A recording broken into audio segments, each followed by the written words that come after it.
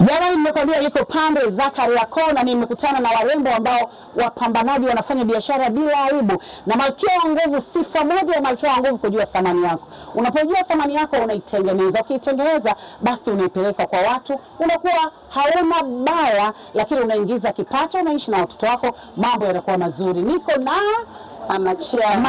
Mama Chai yeye ni mama lishe. Mama lishe asiye na baya. Kope kama unaziona. Mimi najua mama lishe kope wanaziacha nyumbani, yeye anatembea nazo kope zake. Zingatia masura, anajizingatia. Anajizingatia na unywele. Mama una rangi. Hii hapa jezi, vipi dada yangu? Tena hapa mama nyamaza. Hapa Simba tuko moto bwana Msimbazi. Ili tuliache kidogo. Tuliache tuko jamaa tumewakimbia juzi. Tumewakimbia juzi. Tunataka kutufunga tumewakimbia. Tumekuja hata ngoma tunaona ndio kwa sababu mimi wewe tumehama nyumba. Hamjatujiandisha. Kipofu kaona mwezi siku nyingi. Niambie. Jamani mpenzi. Wateja zetu. Mama yangu mzazi. Wewe biashara yako ni nini? Mimi biashara yangu mimi na mandizi, Mama Chai, nipo Kariakoo mtaa Msimbazi. Nahusika nauza chai miaka mingi na chai yangu iko moto. Yaani chai imeglow kama unavyoniona. Acha umeglow na wewe. Uso hujaungua, uso una wala. Mama anazingatia vipodozi. Acha wewe. Unapopata vipodozi vya udugu wangu, Leila. Inatakuwa usiwe na mikopo. Ndio. Wanawake wengi wanaumia kwa sababu ya mikopo. Mikopo kibao wanachukua. Mikopo ina athari. Inazeesha kwanza. Inazeesha. Hata kama unatuita namba zimegrow kidogo, zimekuwa sio, lakini imekuwa tu mikopo. Wengi wanachukua mikopo na watu wanavyoona ni kwa sababu gani? Ni tamaa. Ni tamaa. Sababu hawana chochote wanachokifanya. Tamaa tu ya maisha. Hawajawahi kuwa na chochote. Wewe mikopo hapana. Sio shida yako. Huko mimi nishavuka. Ndio. Huko mimi sifanyi. Ndio. Huko sifanyi kabisa. Wewe unapiga biashara zako tu? Ni biashara zangu na fuko langu kama hivi hapa nishajaza mihela. Wacha. Hapa niko moto mama. Hesabu zipo. Wacha. Nimekuja nimwangishe Leila hapa losheni angalau hata kidogo.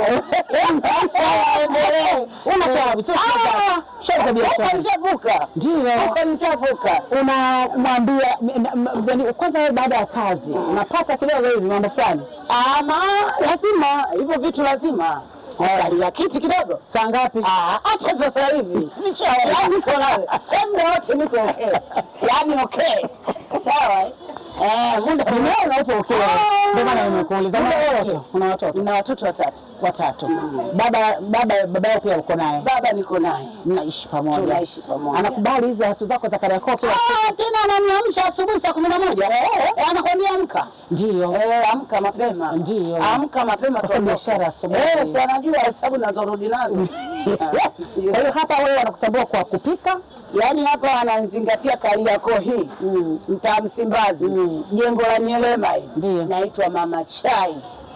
Mama ndizi dagaa. Ni mmoja tu. Unapeleka kila sehemu. Yaani kila sehemu. Ndio. Ukiwa unautia hai mama nione. Ndio. Chai ya mchechai. Ndio. Mama sina la kuongea hizi. Nasema wanawake tufanyeni kazi. Basi. Na mtu ambaye anaona mama lishe ni kama vile basi ndo kajibwaga unamwambiaje? Ndio hiyo, yani wanataka kujiona wao maklasi afu wameshapita. Ndio. Yani wafua kuna vitu natakuwa viruhusu vipite afu ingia kwenye ujasiriamali. Afu uamshe akili.